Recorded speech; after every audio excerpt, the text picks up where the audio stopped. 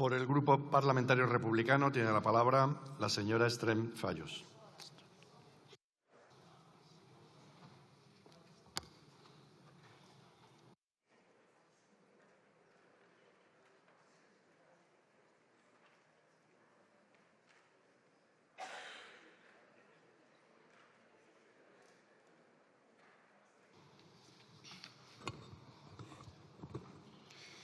Bé, bon dia. Bé, ens trobem davant d'una proposició de llei de Vox que, sota l'excusa de garantir la interoperabilitat de les targetes sanitàries i les històries clíniques, el que fa de nou és el seu clam típic de l'Espanya una grande y libre. De fet, en aquesta ocasió ha trobat el fil per fer-ho en les targetes sanitàries, com d'altres vegades ho ha fet amb les competències en educació, per proposar, dit literalment dins el seu text, recentralitzar el sistema de salut de l'Estat.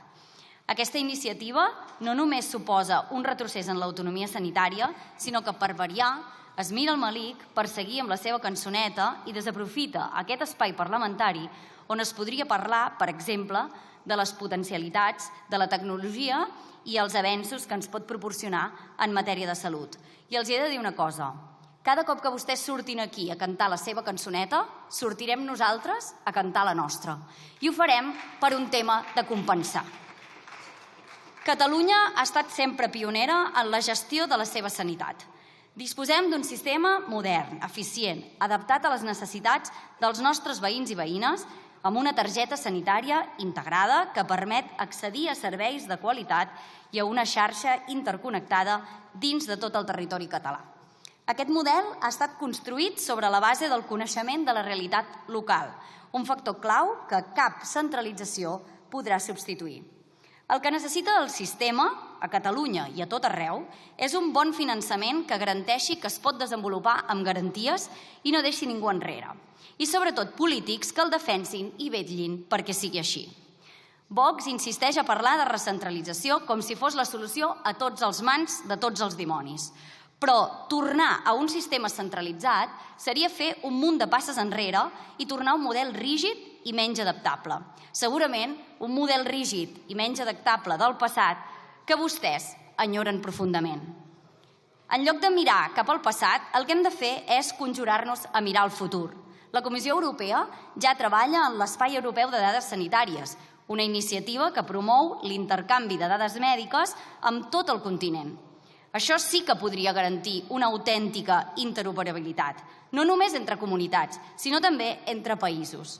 És un model que respecta les competències i utilitza estàndards tècnics comuns sense imposar una uniformitat. Entenc que si volen garantir els drets de tothom a ser atès a tot arreu, aquest model els deu semblar bé i que jo sàpiga en cap moment parla de centralitzar res. Una altra cosa que ens preocupa d'aquesta proposta, també molt seva i que intenten colar sempre per qualsevol via, és l'intent de limitar l'ús de les llengües que no són el castellà, en les històries clíniques en aquest cas.